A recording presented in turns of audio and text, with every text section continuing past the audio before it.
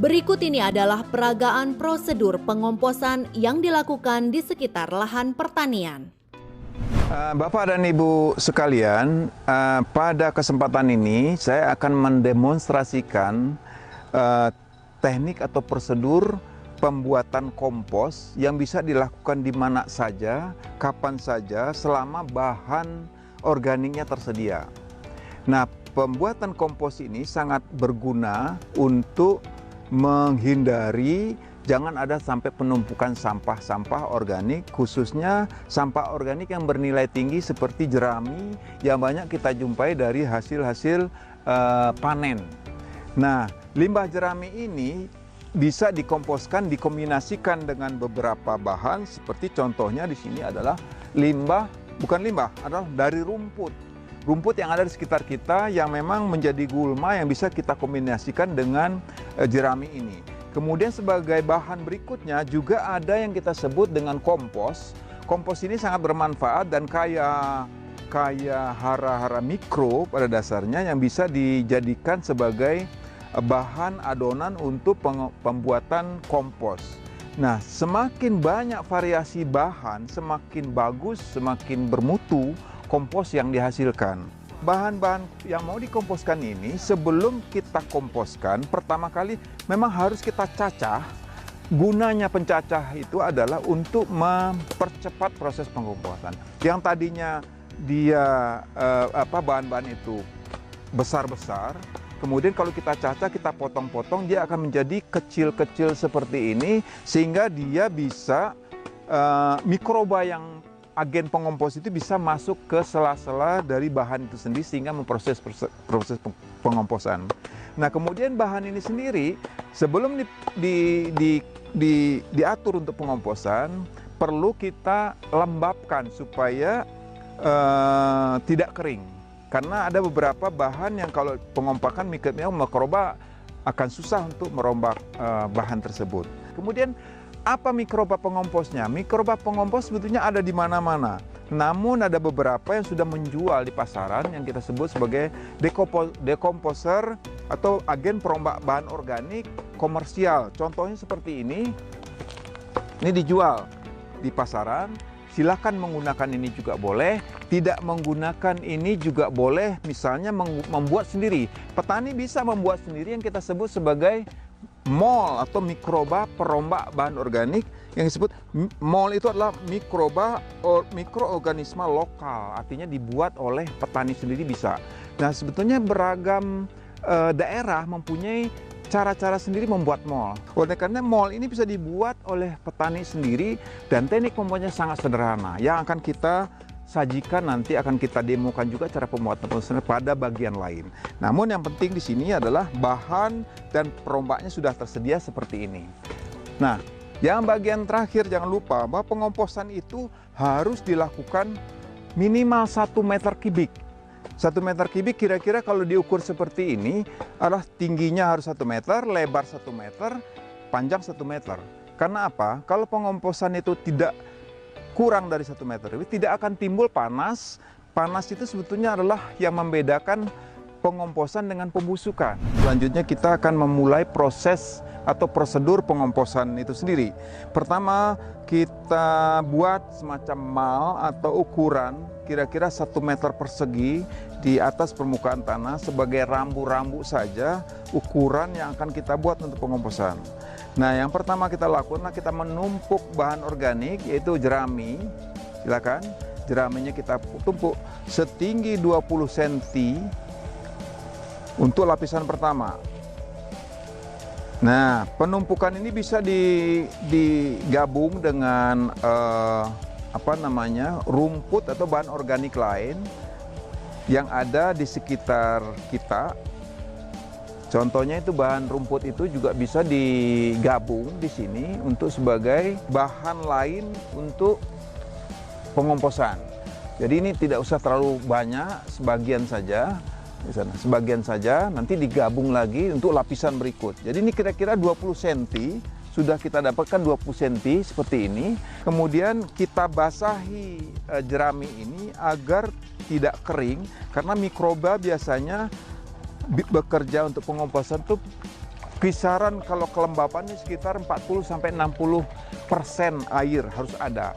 Nah, selanjutnya itu dikombinasikan dengan kompos, pupuk kandang yang sudah kita miliki, disebarkan di sekitar pengomposan. Sebetulnya di dalam pupuk kandang ini juga ada mikroba yang memang akan ikut merombak bahan organik yang kita susun seperti ini. Selanjutnya sudah dibasahi tadi, kemudian kita berikan mikroba. Ini mikrobanya mikrobanya disebarkan di sekitar bahan itu sendiri. Kemudian setelah mikroba ini rata disebarkan,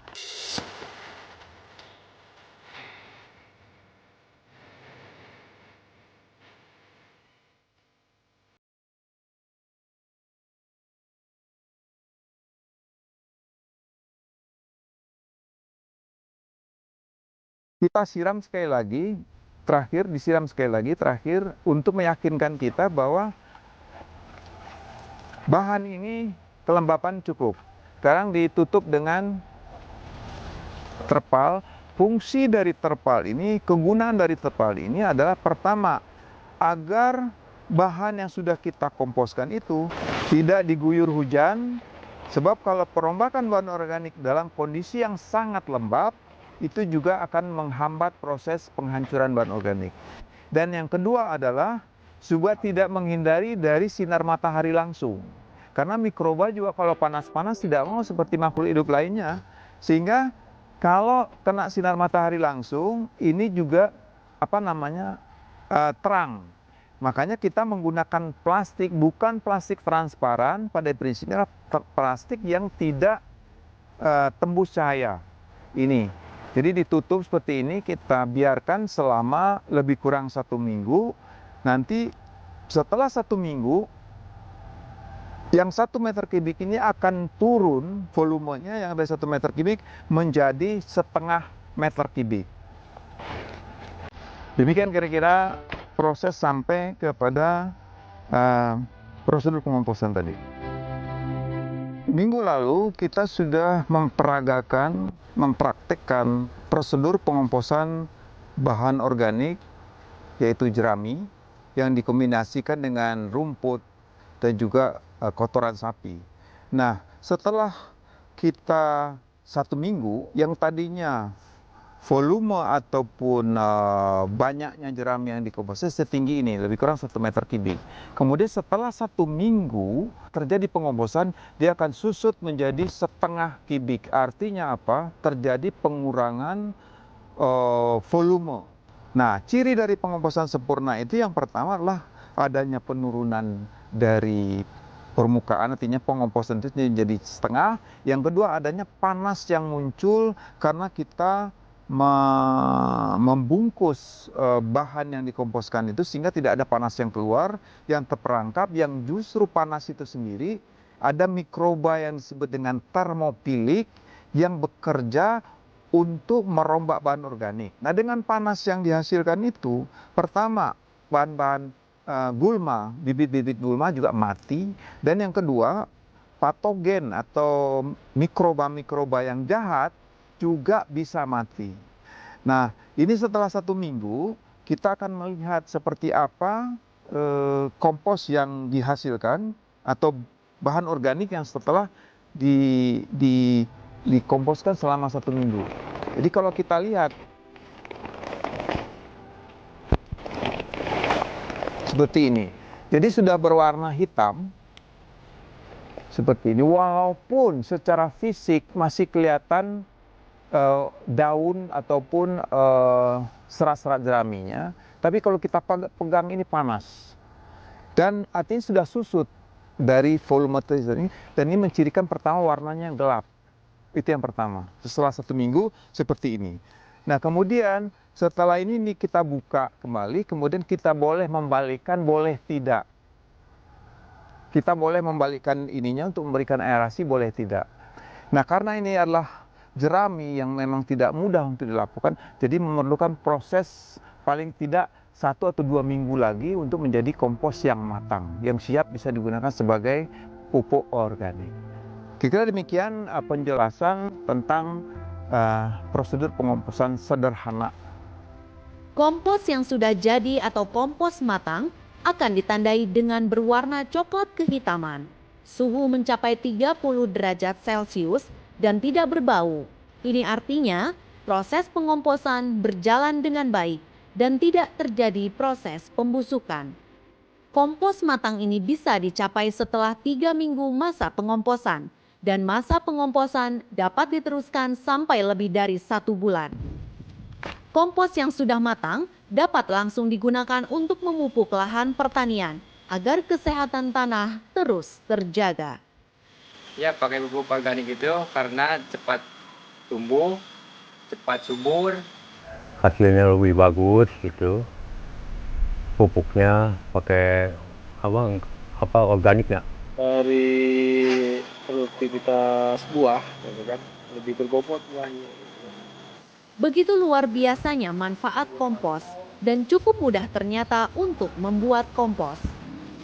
Mulai sekarang, stop bakar jerami atau bahan organik lainnya. Buat dan gunakan kompos untuk meningkatkan produktivitas pertanian Indonesia.